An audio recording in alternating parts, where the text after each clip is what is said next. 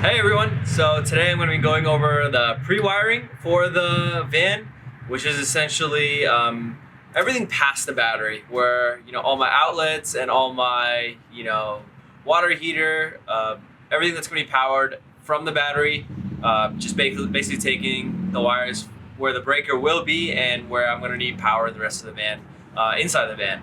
So I'll go over all the wiring, the actual wire sizes and stuff like that I use, and which ones I use for DC and AC.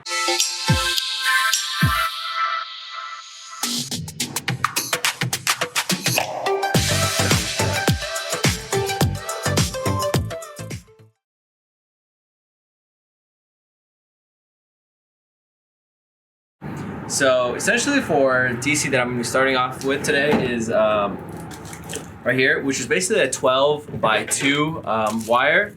If you don't know what that means, basically the first number is the gauge, and essentially like the lower it is, the more it can handle. You always want to be on the conservative side, and say you expect something to have like X amount of amps. There's like some calculator that tells you based on how long your wire is and how much power or amps you expect to be pulling. Say for like a 20 amp outlet, that's about like 10 feet away, you probably want to go with at least like a 12 by 3 gauge. That's just an example. I can put some links of some calculators below, but based on my needs, I went with like a 12 by 2 for DC. The 2 is basically there's 2 stranded wires inside here. So for the DC, you would need a red and a black. The red is the live, the black is the ground, and you'll be connecting that to all your USB outlets, or to, if you're powering your puck lights, everything will kind of just go through something like this. The benefit is it's all in one go, it's covered, and then you only need to peel it off wherever you're actually going to be doing the wiring at the end of the circuit. On the other hand, we have AC, which it has like 3 wires. It has like the black, green, and the white. You can correct me if I'm wrong, I might do it later, but like black is the live, green is the ground, and white is the neutral. And all the AC inputs, like the outlets and whatnot, they'll take this as the input. So just some background for you guys. When I'm thinking about wiring, I'll go over like my design and where I'm thinking about placing everything, and then yeah, let's just get started. So let me walk you through some of the wiring stuff that I've already done. I've just done a couple AC wiring. So right here, this is 1, this is 2. This is basically a driver, like where my desk is gonna be, the outlet, and the driver switch for like the water heater. And how I'm doing it right now is essentially putting up some zip ties, passing it through. This LED light I'm gonna remove, but it works as good in the time being to keep it a little bit more organized. My breaker box is gonna be right here with this X's. So that's where all the wires are feeding into. And dropping them down right there, I'll tuck them away later. Just zip tying it just so they're a little more compact. And labeling both ends of the wire. So it's easy to get lost on what wire is going to what. So this is all my AC wiring so far.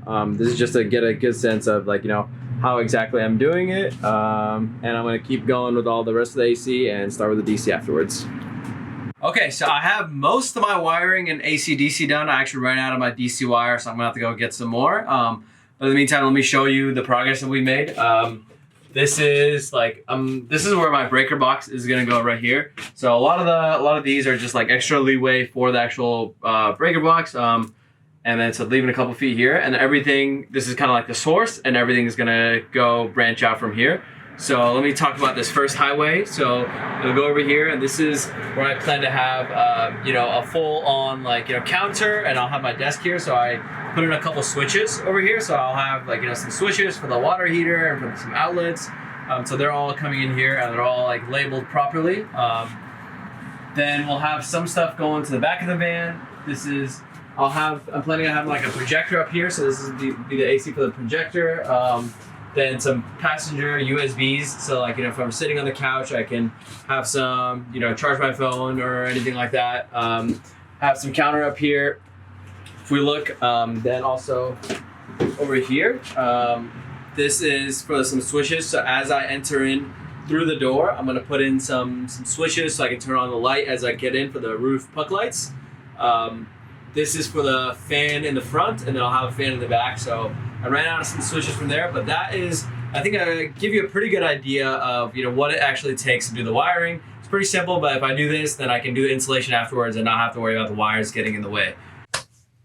Okay, now I want to review how I actually got to the wire sizing on, when I got all my wire, how did I calculate what size I needed for each appliance. And I leveraged this Camper Power audit that is a template designed by explorers.life, and I highly recommend checking them out. They have a lot of good, useful information, especially when it comes to building a van out, including solar, electrical designs, and much, much more. So definitely recommend them.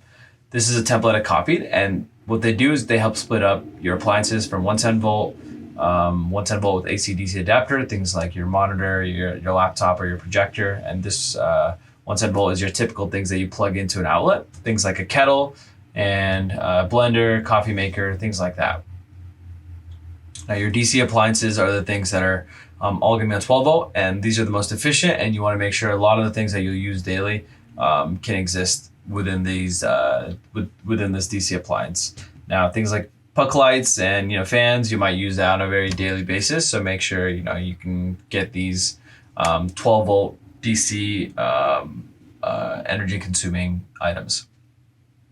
Now from here, what you want to do is take the item itself, leverage this table to be able to understand how much amps, how much current this product expects to be able to function at a full capacity. So for these max air fans, for example, it's at about 56 watts. Oops. We can assume this based on it comes in the packaging, or you can find it online for a given item. There's always a wattage rating. This is the power it consumes. So now, given this is 56 watts, it can calculate what the DC amp rating is going to be. Now we see here is 9.3. Now let's take this over to the wire gauge calculator. I'll link this below. There's a lot of other calculators. Here's another one as well. I'm going to show this one because I like this one a little bit better. Now this is the wire sizing for 12 volt DC. This is a DC item. And this is also, kind of for right here with the max air fan. So let's see. Now current, we said was 9.3. Let's be on the safer side. Let's put 10 amps. Now your wire length is going to be the distance from where your breaker box is or your battery all the way up to your fan. And mine is going to be probably 6 to 8 feet, but I'm going to say 10 feet just to be safe. So now it says the recommended wire size is 14. Before we do that, before we go into what this means, let me cover this voltage drop. This is a little important too. This is just kind of understanding what the voltage drop could happen from the source all the way to the consumer. So now your battery is always at 12 volts. You expect this fan also expects 12 volts to come in to be able to perform 10 amps at the current wattage. And if the say for example we're trying to power this fan 100 feet, 200 feet away, right? The wire itself has to be able to support maintaining that current all the way down, which means that you need a strong enough wire that'll support, this same amount of current. So let's say, for example, this is 200. This should go down from 14 to a much stronger wire to be able to support that same kind of current. So let's say 200, right? It's going to go down to, a really heavy wire. So, the lower the number is, the more it can support. Ours is only 10 feet. So we can get away with the 14 gauge wire. What this fuse and breaker amp is basically the fuse you want is just a shade above what the current you expect. So if it's 10 amps, you want a 15 amp fuse because you want just a little bit over. If the current is above 15 amps to power this fan, that means there's something inherently wrong with the system that's powering it. And you don't want anything else to get affected, more expensive things like your battery.